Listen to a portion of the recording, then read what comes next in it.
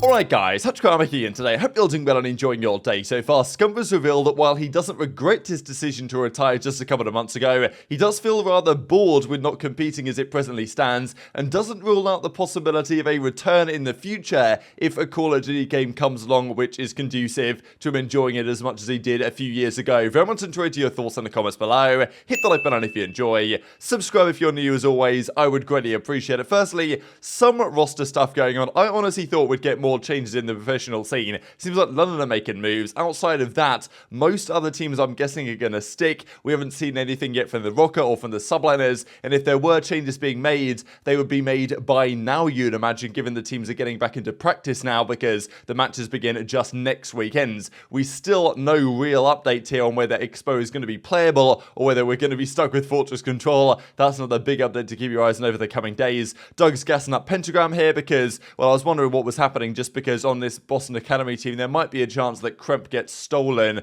by a pro team at some point. But for now, it seems like Doug has got that locked down for their Academy roster. These are some of the new NA teams. Now, in fairness, some of these teams, I believe, have already changed. It's Challengers, baby. This is what happens. This is a particularly good team. No, Diamondcon, Major Maniac, Vikil, and Standy. Standy is one of those key name players that might be a target for teams if they wanted to change, of course. Illy is also in a similar boat, but Standy is signed to Toronto. Illy is signed to Optic, so whether a team is going to come along and pay a buyout, probably not Los Angeles Guerrillas given the state of their finances, certainly not London, they're making another change we'll see here in a second, and definitely not Vegas either, right? So pretty tricky, but these are some of the teams being formed. Also note that Zero is going to be playing here and isn't just going to call it a day and retire, and even Kel says roster mainly isn't done yet, so there's other things happening here, but more than likely just in the Challenger side. Zero also mentioned, I thought was quite interesting, that London are not signing an alternative substitute player. Paul is getting dropped from the team, and you thought, okay, maybe if they value Paul over Zero, they'd just put Paul to the bench and bring in Yuli, which is what they're going to do, we believe, to their starting roster as an actual SMG, with Nasty as the flex and Scraps effectively as the main. I think it's a decent change. I think they can take a step, but it's still going to be a tall order to make it to the World Championship, and if they do have an issue in terms of a player is either the team isn't working or a player gets unwell or there's some sort of issues,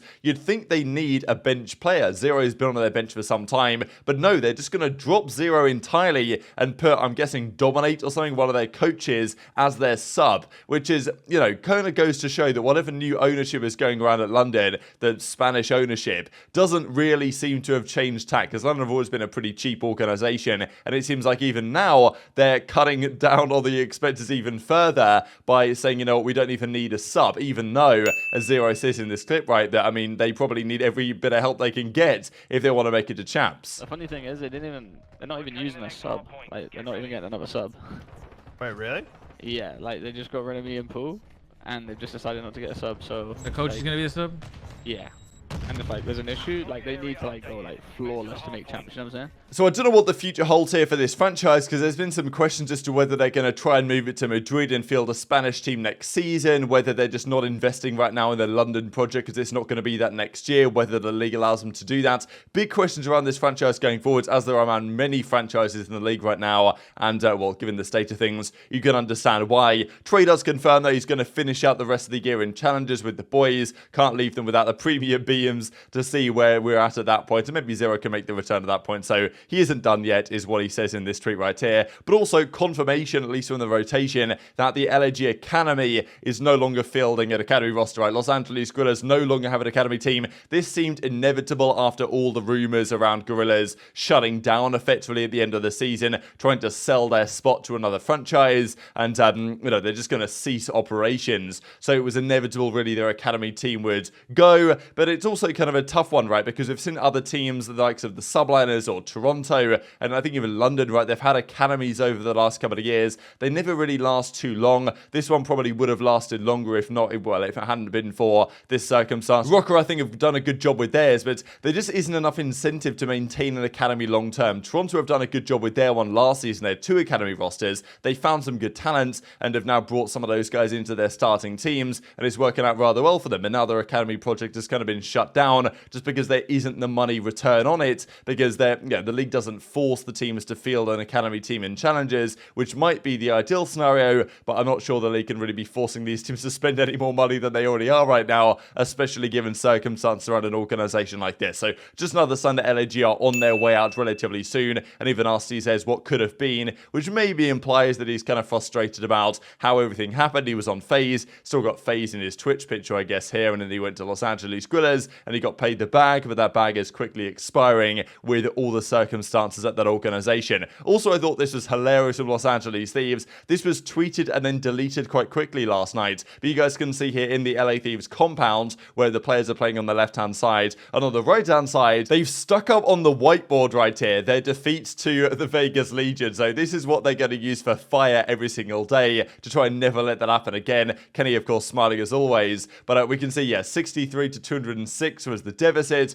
They've stuck that on the wall, and they've got the 3-1 series loss. So that is seemingly going to be their motivation for Thieves for the rest of the season to go from where they are now to where they need to be. And we discussed last night that Drazah doesn't intend to lose anymore, and he's going to come diffy for the rest of the season. Whether Thieves can hit that form they hit last year, doubtful in my opinion, but of course they've still got the possibilities within them given how good that team was at the end of last season, and maybe this is going to be the key factor for them achieving that one yet again. Let's talk about the Scump situation then, right? So he retired quite a while ago, it feels like now. Obviously he's been doing the watch parties. I know he hasn't been streaming as much over the last couple of weeks as maybe, even a Zinni has been or a Shotzzy has been, and we wondered exactly why. I believe that Scump was maybe in New York over the last few days, or I'm not exactly sure where he was geographically, but he was out to test that Dr. Disrespect game, right? So I believe that's probably why he's been streaming less, but outside of the watch parties, Scump hasn't been streaming all that much in fairness compared to some of the other guys in Optic, and there's a question as to, okay, should Scump have retired? Should he have come back? And I do also wonder, let's say Optic had just crashed out of that tournament top 12.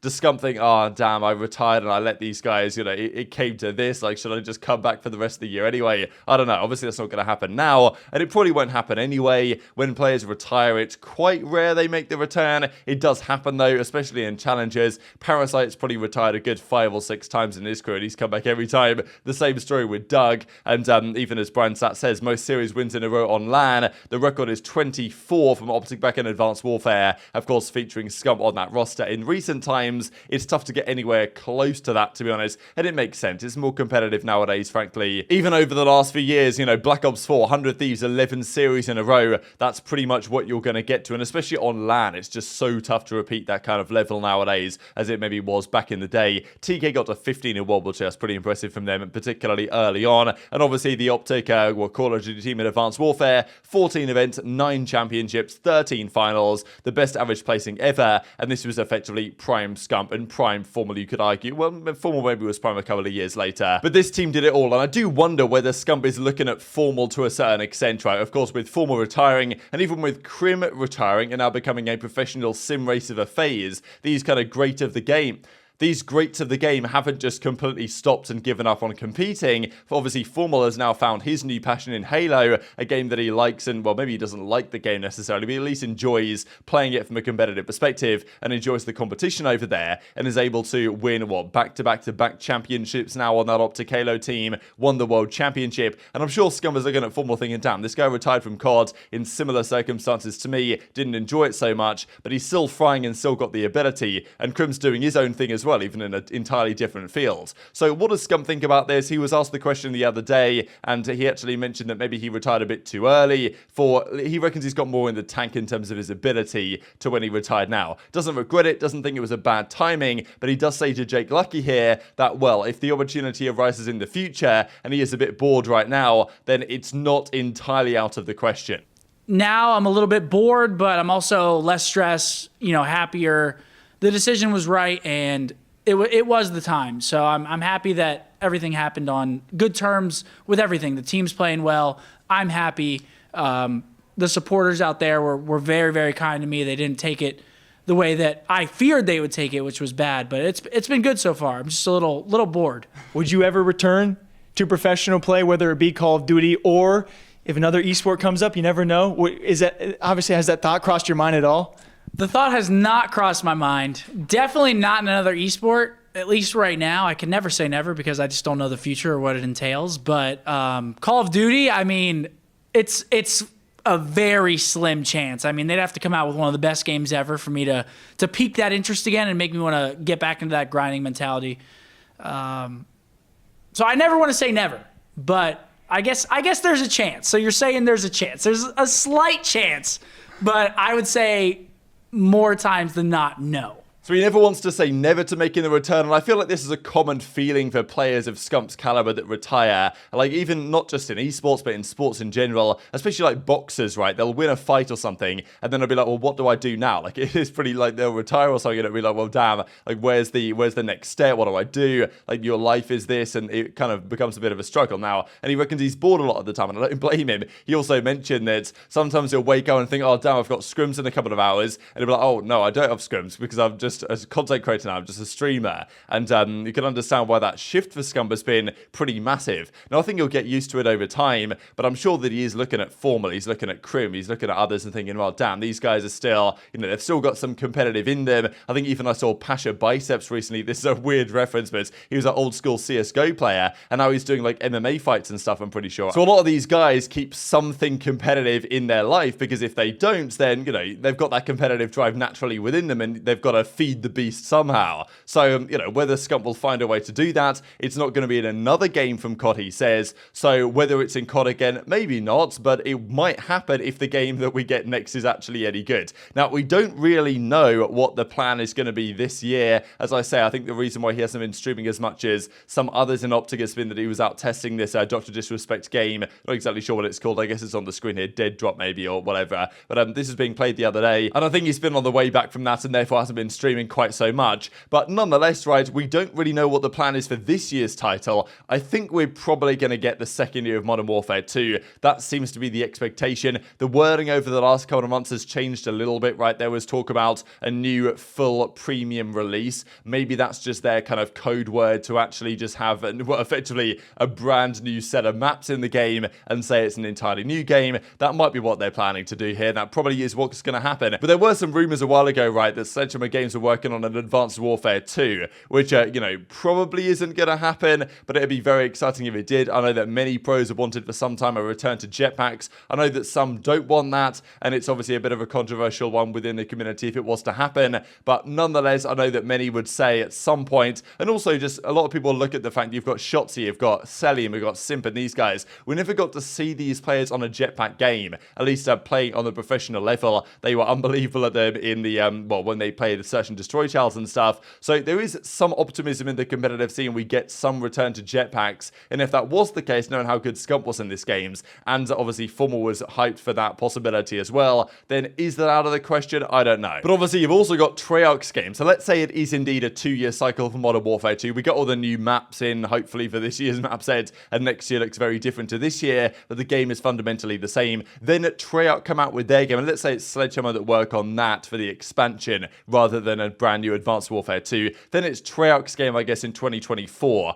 and that's when potentially, if it's an absolute banger, if it's either a jetpack game or if it's just straight up a quality title, then Scump might think, you know what, especially if it's a 2-year cycle, which it might be, then, who knows what's going to happen. But if Scump's going to come back, it's going to have to be an Optic. An Optic would have to be in a bit of a shambles for them to need that to happen, unless Scump was like, look, I'm coming back, I've just got to do this, I feel like it's, he's gone the Doug Sensor Martin route and just feels like he has to, then, he just gets the whole team dropped if he wants and comes back into the roster. Whatever they're up to at the time. But as it currently is, Optic, of course, looking pretty good. They came second at their home major. Whether they can replicate that, we don't really know. Of course, even there was discussions here from Methods that when Shotzi's in that, flow state, man, I can't believe this terminology has so quickly infested the COD scene. It's quite an interesting scientific terminology of what it actually means, but, everyone just throws it around, willy-nilly at the moment. But, Methods isn't necessarily wrong. That when Shotzi's in this mode, he's pretty difficult to stop, and as a result, Scump probably doesn't need to do that much. He does the podcast, he does the streams, but I do wonder if there's part of him that thinks, you know what, there's got to be some competitive drive still down under here somewhere. And even this from Crimsix, right, to me, this just kind of goes to show the type of people that Crimsix and Doug Sensor Martin are going to say, look, get ready to go. You aren't facing opponents or yourself. Your opponent is time, and you are losing, my friend. Do something about it and become great. So yeah, the competitive drive from these guys doesn't go away. What does that mean for Scump? Intrigue to your thoughts in the comments below. Hit the like button if you enjoyed. Subscribe if you're new. Take care, and I'll see you next time.